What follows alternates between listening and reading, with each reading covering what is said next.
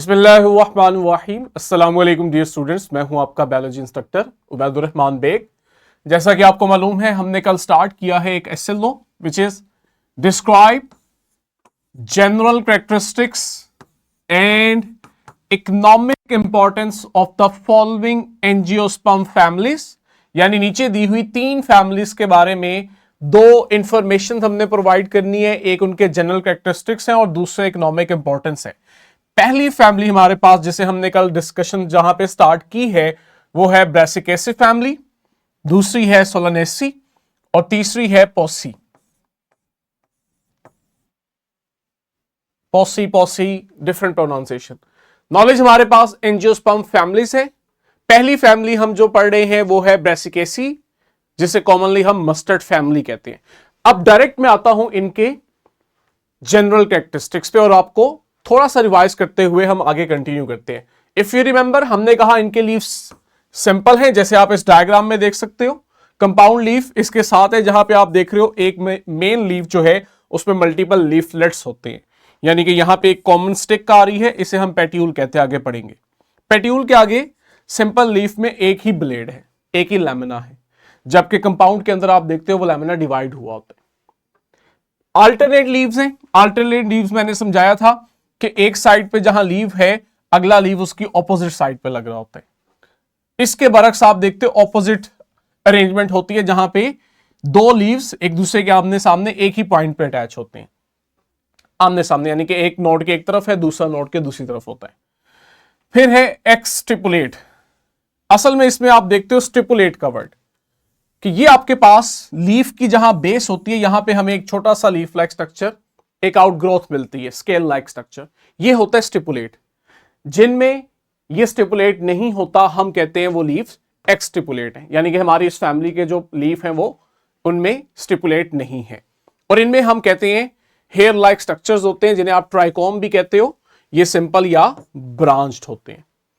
Stem का मैंने बताया था हर्बेशियस है, यानी कि वुडी नहीं होता, इफ यू रिमेंबर। और फिर मैंने आपको एक बड़ा इंपॉर्टेंट कंसेप्ट समझाया था कि हमारे पास कुछ प्लांट्स में हम देखते हैं अंडरग्राउंड मॉडिफाइड स्टेम होता है, ठीक है, जो जमीन के नीचे होता है। ये जो अंडरग्राउंड मॉडिफाइड स्टेम है, इसे हम कहते हैं कॉम। लेकिन जो हमारी फैमिली है ब्रासिकेसी फैमिली, इसका स्टेम अबव होता है। इसी तरह स्वेल किया होता है बेस से, ठीक है ना, जहां से स्टेम स्टार्ट हो रहा है बेस से स्वेल किया होता है, लेकिन अबव ग्राउंड होता है। इसलिए हम कह रहे हैं ये कॉम नहीं है, कॉम लाइक है। ठीक हो गया, ये भी मैंने आपको समझाया, जिसे हम एज ए वेजिटेबल यूज करते हैं। जैसे यहां पे देखो स्टेम के बिल्कुल बेस जो है वो स्वेल की हुई है। रूट्स मैंने आपको बताया था टैप है और आगे से उसमें ब्रांचिंग हुई होती है। इनफ्लोरेसेंस, लास्ट में हमने ये कैरेक्टरिस्टिक पढ़ी थी, बहुत इंपॉर्टेंट पॉइंट। इनफ्लोरेसेंस, जैसा कि आपको याद होगा, ये हमारे पास फ्लावर्स की अरेंजमेंट होती है प्लांट पे। इसके लिए हम इनफ्लोरेसेंस का वर्ड यूज करते हैं। हमारी जो ब्रासिकेसी फैमिली है, इसमें जो टाइप है इनफ्लोरेसेंस की, इसे हम रेसमोस कहते हैं। रेसमोस में क्या होता है, मेन स्टेम ग्रो करता रहता है, जो इसका बेस वाला पॉइंट है, नीचे वाला पॉइंट है, यहां पे पहले फ्लावर ग्रो करता है, मतलब कि यहां का फ्लावर ओल्ड होता है। और जो ऊपर एक्सिस वाला पॉइंट होता है ऊंचाई पे, यहां का फ्लावर बाद में ग्रो करता है, इसलिए यंग होता है। इसके ऑपोजिट होती है साइमोस, वहां ये चीज ऑपोजिट हो जाती है। नेक्स्ट फैमिली में जहां कहीं इसका जिक्र आएगा हम पढ़ेंगे। ले जी, आज हम आ रहे हैं फ्लावर के बड़े इंपॉर्टेंट कैरेक्टरिस्टिक्स पे। वन बाय वन हम इन टर्मिनोलॉजीज को समझते हैं। हमारी फैमिली जो है ब्रासिकेसी, इसके फ्लावर इब्रेक्टिकेट होते हैं। पहले तो आपने ब्रेक्ट को समझना है कि ब्रेक्ट क्या है। ब्रेक्ट अगर आपने ऑब्जर्व किया हो, जैसे यहां पे देखो ये रोज का प्लांट है, इस फैमिली का नहीं है, लेकिन ब्रेक्ट समझाने के लिए मैंने ये एग्जांपल ली है, ठीक है। मैं क्रॉस लगा के आपको समझा देता हूं, ये इस फैमिली का प्लांट नहीं है। ये देखो, जिस जगह आपके पास मेन ब्रांच से फ्लावर ग्रो कर रहा होता है, उस बेस पे हमें कुछ लीफ लाइक स्ट्रक्चर मिलते हैं। पत्ते नहीं होते, लीफ लाइक होते हैं। इन्हें आप कहते हो ब्रेक्ट। जिनमें ये होते हैं उन्हें आप ब्रेक्टिकेट कहते हो, और जिन फ्लावर में ये ब्रेक्ट नहीं होते हम इन्हें इब्रेक्टिकेट कहते हैं। अगर आप यहां पे देखो, आपको कुछ भी ऐसा ब्रेक्ट लाइक स्ट्रक्चर नहीं मिल रहा। सिंपल उनकी वो स्टॉक है और उसके ऊपर फ्लावर अटैच है। पैडिसिलेट, पेडिसलेट वो फ्लावर है जिनमें पेडिसल होता है, जैसे कि ये देखो, ये जो स्टॉक है पीछे से हम देखते आ रहे हैं, ये फ्लावर की स्टॉक जो उसको अटैच करती है मेन स्टेम या उसकी ब्रांच के साथ, इसे हम कहते हैं पेडिसल। और जिनमें ये पेडिसल होता है उन्हें आप कहते हो पेडिसलेट। इसके ऑपोजिट क्या है? इसके ऑपोजिट देखो, जहां पे पेडिसल नहीं होता, फ्लावर डायरेक्ट जो है वो मेन स्टेम से ओरिजिनेट हो रहा होता है, इन्हें फिर आप सेसाइल कह देते हो। ठीक, रेगुलर है कि आप देखते हो कि इनकी जो मॉर्फोलॉजी है, स्ट्रक्चर है, शेप है, वो दिखने में एक जैसी है। क्यों? क्योंकि चारों component sepal, petal, stamen, carpel एक प्रॉपर सिमेट्री के अंदर होते हैं। यही वजह है कि एक प्रॉपर सिमेट्री में होने की वजह से आप इन प्लांट्स को वर्टिकली किसी भी प्लेन से डिवाइड करो तो ये दो इक्वल हाफ्स में डिवाइड हो जाते हैं। आई रिपीट कि रेगुलर होने की वजह से कि तमाम 4 कंपोनेंट जो हैं वो सेम होते हैं और एक ही पैटर्न में अरेंज हुए होते हैं एक वर्ल के अंदर, तमाम सेपल्स, तमाम पेटल्स, उनकी बात करो। जब आपके पास overall sepal, petal, stamen, carpel की सिमेट्री जो है वो रेगुलर होती है, अब आप इन्हें वर्टिकली किसी भी प्लेन से ना डिवाइड करोगे, वो प्लेन जो है वो सेंटर से गुजरे इन्हें काटता हुआ, तो आप देखते हो फ्लावर के 2 इक्वल हाफ हो जाते हैं। इस सिमेट्री को बच्चों हम कहते हैं एक्टिनोमॉर्फिक। तो अगर मैं आपको दिखाऊं, ये देखो, यहां आपके पास इसी फैमिली का जो प्लांट है उसमें अगर आप देखो कि अगर मैं इस फ्लावर को यहां से काटूं तब भी ये 2 इक्वल हाफ में डिवाइड होगा, इस तरह से काटूं तब भी 2 इक्वल हाफ में डिवाइड होगा। जब मैं कह रहा हूं 2 इक्वल हाफ में डिवाइड होगा तो इससे मेरी मुराद यह है कि एक साइड पे जितने सेपल, पेटल, स्टेमन और कार्पल होंगे दूसरी साइड पे भी उतने ही होंगे। ठीक है, आप किसी भी प्लेन से काट लो, ये सेम रहेगी इसकी सिमेट्री। लेकिन इसके बरक्स देखते हैं हमारे पास जाइगोमॉर्फिक होती है। साथ साथ कंपैरिजन इसलिए बता रहा हूं कि हमने ये आगे पढ़ना है, वहां हमारे लिए आसानी हो जाएगी। कि यहां पे आप देखते हो कि जो सेपल, पेटल्स, स्टेमन, कार्पल की अरेंजमेंट है ना, ये इस तरह से होती है कि अगर आप सिर्फ एक ही वर्टिकल प्लेन से इन्हें कट करो जो सेंटर से इनको काटता हुआ गुजरे, सिर्फ एक ही प्लेन में हम देखते हैं ये 2 इक्वल हाफ में डिवाइड होते हैं। इसके अलावा मैं किसी और प्लेन से काटूंगा तो अब आप इन हाफ को इक्वल नहीं बोलोगे, तो ये जाइगोमॉर्फिक हो जाता है। एसिमेट्रिक में ये चीज ही नहीं होती। तो ये वाले जो फ्लावर्स हैं ये एक्टिनोमॉर्फिक हैं। अगली टर्म हमें पता है बाइसेक्सुअल हैं, यानी कि मेल और फीमेल रिप्रोडक्टिव ऑर्गन दोनों सेम फ्लावर पे होते हैं, कंप्लीट हैं, सेपल, पेटल्स, कार्पल, स्टेमन सभी हैं, कोई कंपोनेंट मिस नहीं है, ये कंप्लीट फ्लावर है। आगे कहीं इसकी सिमुलेशन भी दिखा दूंगा, लेकिन अभी हम इसको जल्दी से कवर करते हैं कि हमारा टाइम बचे। क्रूसीफॉर्म, बच्चे इसको आपने अंडरलाइन करना है, ये बड़ा इंपॉर्टेंट है कि आपको लफ्ज से इतना आइडिया नहीं हो रहा होता, एमसीक्यूज भी इससे पूछा जा सकता है। क्रूसीफॉर्म में आप देखते हो कि नंबर 1 तो ये कि इसके जो पेटल्स है ना ये फ्री हैं, आपस में फ्यूज नहीं है। दूसरा, ये इस तरह से अरेंज होते हैं कि बकायदा ये क्रॉस बना रहे होते हैं, देखते हो, ये जो इनकी क्रॉस लाइक अरेंजमेंट होती है ना इन फ्लावर्स में, इसके लिए हम वर्ड यूज करते हैं क्रोसिफॉर्म। और लास्ट टर्मिनोलॉजी बड़ी इंपॉर्टेंट है, हाइपोगाइनस। अब आपने जरा इसको अंडरस्टैंड करना है। मैं आपको पहले 4 कंपोनेंट्स हाईलाइट करके देता हूं, मैं नंबरिंग कर देता हूं, हम नाम नहीं लिखते, जगह ज्यादा होती है। सबसे पहले बाहर जो ग्रीन पार्ट है, you know it very well, sepal. फिर ऊपर colourful petal, male reproductive part स्टेमन, और अंदर बिल्कुल सेंटर में फीमेल रिप्रोडक्टिव पार्ट कार्पल। और कार्पल में हमें पता है जो सबसे नीचे स्वॉलन पार्ट होता है ये होती है जी इसकी ओवरी। अब जब आप फ्लावर के अंदर इन स्ट्रक्चर्स की अरेंजमेंट देखते हो ना तो आपको पता लगता है कि ओवरी यानी कार्पल के अलावा बाकी के जो 3 कंपोनेंट्स है ना, सेपल, पेटल, स्टेमन, इनका जो पॉइंट ऑफ ओरिजिन है, जहां से ये ओरिजिनेट हो रहे हैं, निकल रहे हैं, वो ओवरी के नीचे होते हैं। ये इस पॉइंट से ये सब ओरिजिनेट कर रहे हैं, यानी कि ओवरी इनसे ऊपर है, बाकी तीनों का ओरिजिन ओवरी के नीचे होते हैं। इसके लिए हम टर्म यूज करते हैं कि ओवरी जो है फ्लावर की वो हाइपोगाइनस है, या कॉमनली हम कहते हैं कि ओवरी जो है वो सुपीरियर है। ठीक है, लेकिन साथ ही 2 और टर्मिनोलॉजीज हैं, उसे भी अंडरस्टैंड कर लेते हैं, एक चीज समझ आ ही गई है। दूसरी अरेंजमेंट ये होती है कि आप देखते हो कि जो ओवरी है ना, इसके पैरेलल जो है, ना नीचे से ना ऊपर से, बल्कि इसके पैरेलल, इसकी सराउंडिंग से हम देखते हैं कि बाकी के फ्लावर ऑर्गन्स या स्ट्रक्चर्स ओरिजिनेट होते हैं। ठीक है, तब आप इसके लिए टर्म यूज करते हो कि ओवरी जो है वो पेरिगाइनस है। और थर्ड आपके पास अरेंजमेंट आती है जहां ओवरी नीचे रह जाती है, बाकी के जो फ्लावर स्ट्रक्चर हैं वो ओवरी से ऊपर होते हैं पोजीशन में, उनका पॉइंट ऑफ रीजन ऊपर होता है, इसे आप एपिगाइनस कहते हो। और ओवरी को हम कॉमनली कह देते हैं ये इंफीरियर है। तो हमारे पास ब्रैसिकेसी फैमिली की जो ओवरी है it is hypogynous. I hope आपको ये टर्मिनोलॉजी क्लियर है।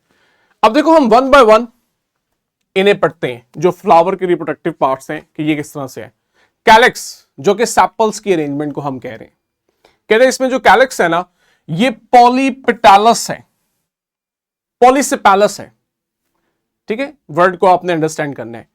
कैलिक्स पॉलीसेपेलस है, मतलब ये है कि इसके जो सेपल्स हैं ये फ्री हैं, ये आपस में फ्यूज नहीं है। अगर मैं आपको दिखाऊं इसी डायग्राम में आपने देखना है, आपके पास ये देखो, ये वाली जो डायग्राम है फ्लावर की, इसमें जो सेपल्स हैं वो पॉलीसेपेलस हैं।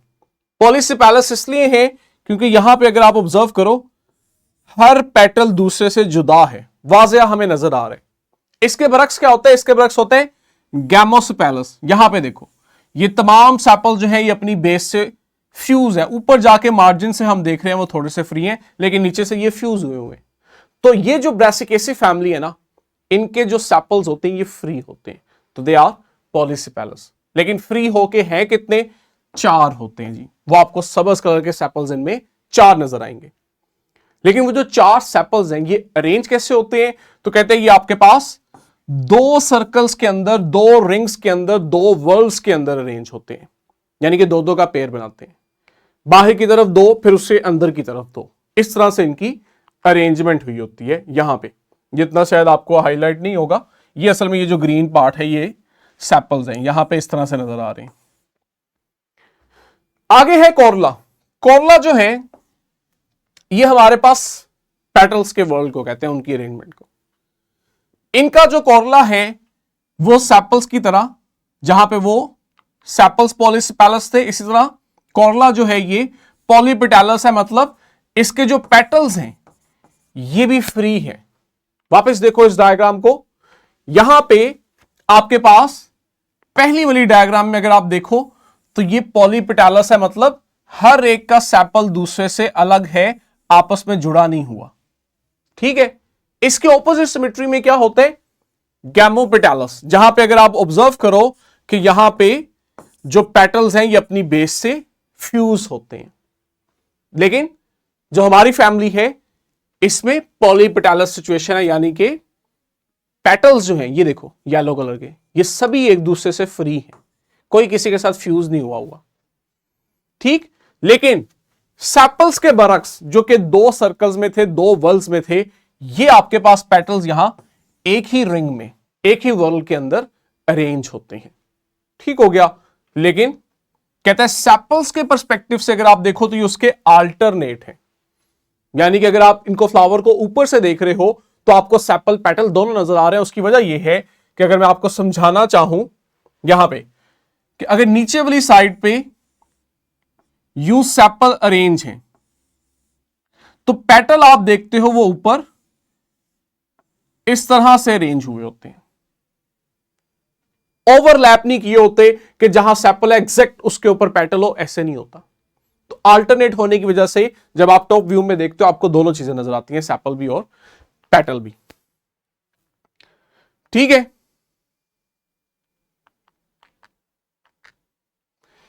एंड्रोइशियम।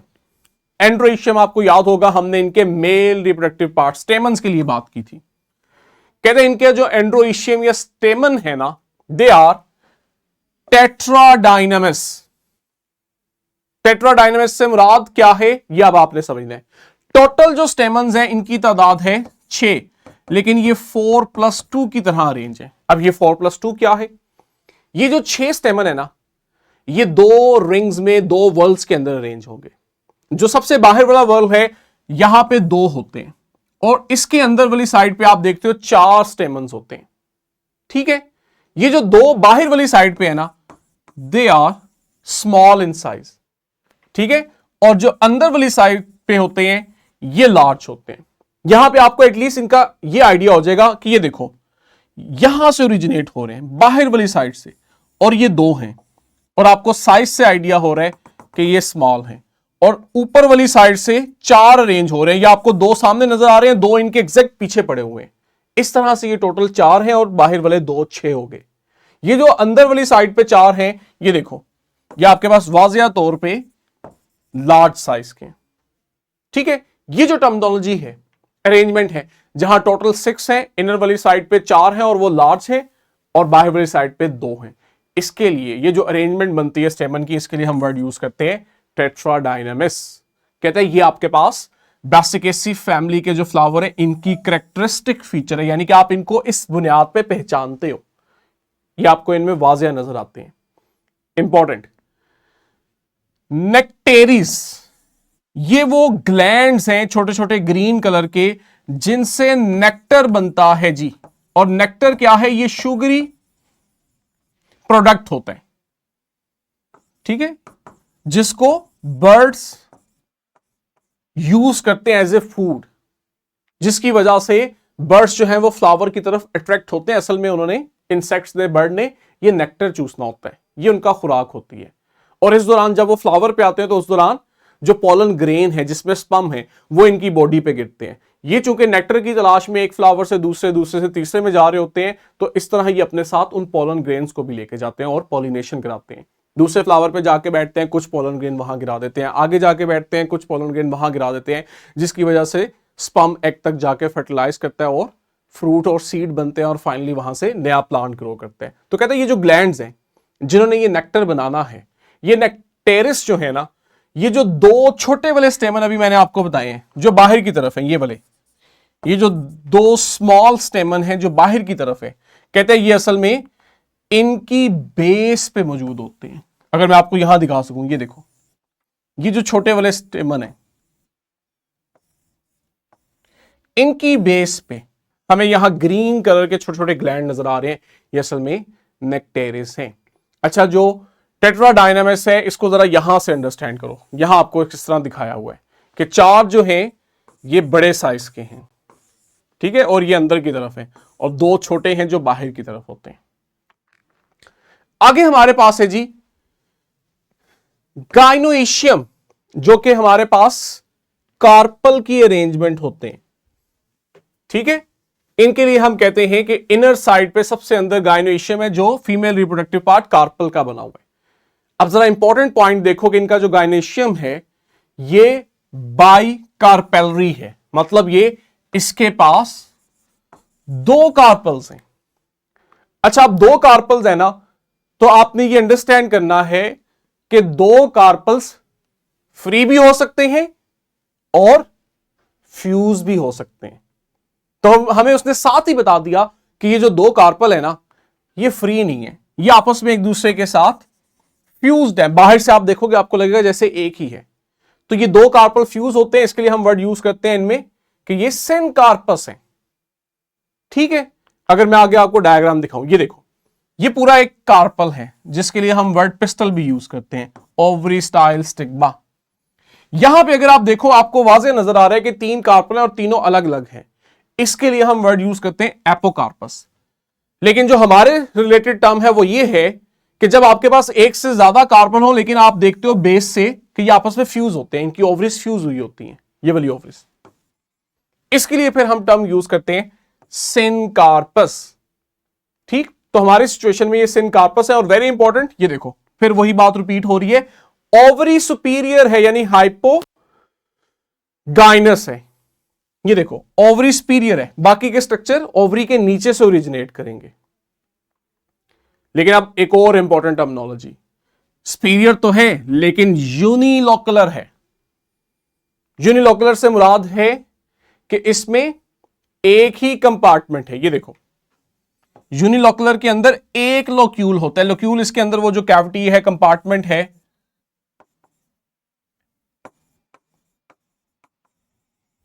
जहां पे ओव्यूल्स पड़े होते हैं, इसे आप लोक्यूल कहते हो। अगर तो बीच में पार्टीशन हो जाए प्लेसेंटा से, तो यहां पे आप देख सकते हो 2 लोक्यूल हैं, आप बाइलोकुलर कहते हो, 3 हो जाए ट्राइलोकुलर एक्सेट्रा सो ऑन। लेकिन कहते हैं यहां पे क्या है, बेशक हमारे पास 2 कार्पल हैं, लेकिन वो इस तरह से फ्यूज हुए हैं कि इनके दरमियान किसी किस्म की पार्टीशन नहीं है, इसलिए ये यूनिलोकुलर है। जैसे यहां देखो अंदर किसी किस्म की पार्टीशन नहीं है, लेकिन दूसरे सिनेरियो में देखो यहां ओवरी के अंदर पार्टीशन हुई हुई है, सेप्टम है बीच में। अब ट्विस्ट आने लगा है। पहले तो आपने टर्मिनोलॉजी समझी है कि ये यूनिलोकुलर है, लेकिन कहता है कि हम देखते हैं कि ये बाद में बाइलोकुलर बन जाते हैं। और वो बाइलोकुलर हमें दिखने में इसलिए नजर आ रहे होते हैं क्योंकि इनमें एक फॉल्स सेप्टम या उसे हम रेपलम कहते हैं वो बन जाता है। यानी कि बुनियादी तौर पे ये यूनिलोकुलर ही है, अंदर का कंपार्टमेंट एक ही है, तीनों या दोनों कार्पल मिलके फ्यूज हो गए। लेकिन बाद में आप देखते हो कि इनमें दिखने में आपको ये बाइलोकुलर इसलिए नजर आ रहे होते हैं कि बीच में एक false, not true, false partition आ जाती है, सेप्टम आ जाता है। और ये असल में जो फॉल्स सेप्टम है ना, ये इनवर्ड ग्रोथ है पैराइटल प्लेसेंटा की। प्लेसेंटा आपके पास ओवरी की इनर वॉल का वो टिश्यू है जिसके साथ ओव्यूल आके अटैच हुआ है। ठीक है, यहां पे देखो जहां ओव्यूल आके अटैच हुआ है, तो इसकी पार्टीशन जो है फॉल्स ग्रोथ की वजह से एक सेप्टम बन जाता है और हमें वो यूनिलोकुलर की बजाय बाइलोकुलर दिखने को मिलती है। ये अब हमारे वो इंपॉर्टेंट जनरल कैरेक्टरिस्टिक्स हैं जिसकी बुनियाद पे हम इन्हें अंडरस्टैंड करते हैं। अच्छा, अब ये जो फ्लावर से रिलेटेड जो इंफॉर्मेशन है ना, इसके लिए हमारे पास एक फार्मूला भी है, ठीक है, जिसको हम अलग से रिप्रेजेंट भी करते हैं। ठीक है, अब मैं आपको यहां समझाता हूं कि ये जो फार्मूला है इसके अंदर मौजूद सिंबल्स आपको क्या कुछ बताएंगे, किस तरह से आप इसको रीड कर सकते हो। आपने इसको जूम ही रखना है ताकि स्टूडेंट जो है वो इसे अंडरस्टैंड करे। सबसे पहले तो देखो आपके पास ये जो प्लस के साथ एक सर्कल है, ये बता रहा है कि इस प्लांट का जो फ्लावर है ना, ये एक टीनोमॉर्फिक है। रिमेंबर कि किसी भी प्लेन से दो इक्वल हाफ में डिवाइड हो रहा था वर्टिकली जब आप काटते हो। अगला साइन बताता है ये आपके पास इस तरह से जी, साइन ऊपर प्लस आएगा, मैं आपको साथ में यहां ड्रॉ कर देता हूं, यहां क्लैरिकल मिस्टेक है टाइपिंग में, इस तरह से ये साइन होना चाहिए। ये साइन शो करता है कि ये बाइसेक्सुअल है। K2+2 शो करता है कि इनका जो कैलक्स है ना, इसके टोटल 4 सेपल्स हैं जो 2 सर्कल में अरेंज हैं, हमने पढ़ा भी। C कोरला, इसमें 4 पेटल्स हैं लेकिन एक ही सर्कल में, इसलिए हमने डायरेक्ट 4 लिख लिया। एंड्रोइशियम स्टेमन देखो टोटल 6 हैं, जिनमें से 2 छोटे हैं बाहर वाली साइड पे और 4 बड़े जो हैं वो इनर साइड पे है। गाइनोइशियम कार्पल तादाद में 2 हैं और नीचे देखो हमने एक हाइफन लगाया हुआ है, 2 के नीचे आपके पास यूं एक लाइन है, बाज़ औक़ात आप देखते हो जी के नीचे भी होती है। ये जो अंडरलाइन है ये आपको शो कर रही है कि इनकी ओवरी सुपीरियर है। समझ आई? अब जिस तरह फ्लोरल फार्मूला है ना, इसी तरह फ्लोरल डायग्राम भी है, आप देख के भी सब कुछ बता सकते हो। ये देखो सबसे बाहर की तरफ आपके पास क्या आ रहा है, सेपल है, लेकिन अगर आप और गौर करो इससे भी बाहर है, इससे बाहर अगर आप देखो डायग्राम के ऊपर वो प्लस और सर्कल लगा हुआ है जो बता रहे हैं ये एक टीनोमॉर्फिक फ्लावर है। फिर आप देख रहे हो आपके पास सेपल्स आ रहे हैं और अगर आप काउंट करो कितने सेपल हैं, ये ग्रीन पार्ट 1 2 3 4, तो हम देख लेते हैं यहां कितने थे। ये देखो K2+2 4 है। 2+2 का मतलब है कि 2-2 की तरह ये अरेंज है, 2 अंदर 2 बाहर। तो देख लेते हैं, ये देखो ये भी बाहर है, ये भी बाहर है, और ये साइड्स वाले जो हैं ये 2 अंदर की तरफ दिखाए हुए हैं। फिर आपके पास आते हैं पेटल्स, और देखो पेटल्स चूंकि 4 हैं और चारों एक ही रिंग में या वर्ल में, चारों को इकट्ठा दिखाया हुआ है। और देखो बीच में स्पेस छोड़ी हुई है जो बता रही है कि ये फ्री हैं, पॉलीपेटैलस हैं, ये भी पॉलीसेपेलस है कि ये फ्यूज नहीं किए। एक एक इंफॉर्मेशन बहुत इंपॉर्टेंट है। फिर मजीद अंदर आओ, स्टेमन आएंगे। रिमेंबर 6 थे मेल रिप्रोडक्टिव पार्ट स्टेमन, जिनमें से 2 बाहर की तरफ थे और ये साइज में छोटे थे, देखो इन्हें बाहर किया हुआ है, और 4 जो थे ये अंदर की तरफ थे और ये साइज में बड़े थे। और बिल्कुल सेंटर में गायनोइशियम फीमेल रिप्रोडक्टिव पार्ट जो कि बाइकैपिलरी था। ठीक है, ये देखो बाइकार्पेलरी जिसमें 2 कार्पल हैं और सिंक हुए हैं, फ्यूज्ड हैं। ये देखो दोनों फ्यूज हो गए हैं। लोकुलर आपको 2 नजर आ रही हैं क्योंकि बीच में फॉल्स सेप्टम बन गया। ठीक, तो ये आपके पास इनका इनकी फ्लोरल डायग्राम भी है। ठीक है, अब आपने ये करना है, आपकी बुक के अंदर इस तरह से दिया हुआ है। ठीक है, ये जो सर्कल है ये इस तरह से आएगा, इसको करेक्ट कर लो। और यहां पे पेटल्स जो है वो 4 हैं। ठीक है, ये मिस्टेक से यहां 5 हो गए, पेटल्स आपके 4 आएंगे। ठीक, फ्रूट से रिलेटेड एक टर्मिनोलॉजी है, ये मैं आपको समझा देता हूं। डिहाइसिंग फ्रूट वो होते हैं जो अपने सीड्स को रिलीज करते हैं। ये फ्रूट ओपन होते हैं और इनके सीड्स एटमॉस्फेयर के अंदर रिलीज कर दिए जाते हैं, इनके लिए हम ये वर्ड यूज करते हैं। रेपलम आपको पता लग गया, फॉल्स सेप्टम है। कनेक्टिव टिश्यू वो है जहां पे आप देखते हो कि एंथर जो है वो नीचे फिलामेंट के साथ अटैच हो रहा था। स्टेमन के 2 पार्ट है ना, फिलामेंट है और ऊपर एंथर है। एंथर कनेक्टिव टिश्यू के थ्रू फिलामेंट के साथ अटैच होता है। और एंथर को जब हम देखते हैं तो एंथर हमारे पास बाइलोब्ड होता है। एक लोब को आप कहते हो एंथर लोब। तो इस तरह के 2 लोब्स होते हैं जो आपस में अटैच होते हैं। ठीक है, ये बच्चों हमारे पास जनरल कैरेक्टरिस्टिक्स थे ब्रैसिकेसी फैमिली के। नई टर्मिनोलॉजीज हैं, बहुत सारे इंपॉर्टेंट है, एकदम आपके माइंड में वो उस तरह से रिटेन नहीं होंगी, इसलिए मैं आगे इनकी इकोनॉमिक सिग्निफिकेंस पे नहीं जा रहा कि कहीं आपके लिए बहुत ज्यादा ना हो जाए। पहली फैमिली हम स्लो ही पढ़ेंगे ताकि आप इन टर्मिनोलॉजी से वाकिफ हो। वीडियो देखो, बुक से पढ़ो, बार बार इन चीजों को पढ़ो और वीडियो से देखो, समझो कि ये टर्मिनोलॉजीज क्या है, इनके अल्टरनेट क्या है, क्योंकि ये आपको आगे समझ आएंगी। एक दफा आपको ये चीज समझ आ गई ना तो आप फन फील करोगे इसको याद करने में, आपको मजा आएगा। इसको याद करो, अपने क्लास फेलोज के साथ एज ए गेम खेलो, एक दूसरे के सामने लफ्ज बोलो और एक लफ्ज बोले दूसरा उसको डिस्क्राइब करे। यह तरीका है इस तरह के टॉपिक्स को याद करने का। दूसरा तरीका बेहतरीन, आपके पास वर्कशीट और क्वेश्चन बैंक है, वहां इनको प्रैक्टिस करो। ठीक है, चैट जीपीटी पे जाओ, ये कंटेंट लो, खुद से उसे कंटेंट दे के को मुझे इस पे एमसीक्यूज बना दे, एमसीक्यूज की प्रैक्टिस करो। 5 मिनट लगेंगे, आप 10, 12, 15 एमसीक्यूज कर लोगे, आपकी प्रैक्टिस जो है वो ज्यादा हो जाएगी, रिटेंशन बेहतर हो जाएगी। इस तरह से हमने स्मार्ट वे के अंदर स्टडी करनी है अगले आने वाले एसएलओ बेस एग्जाम की। कल हम नेक्स्ट वीडियो में यहीं से कंटिन्यू करेंगे। अच्छे से पढ़ो, गुड लक, अल्लाह हाफिज।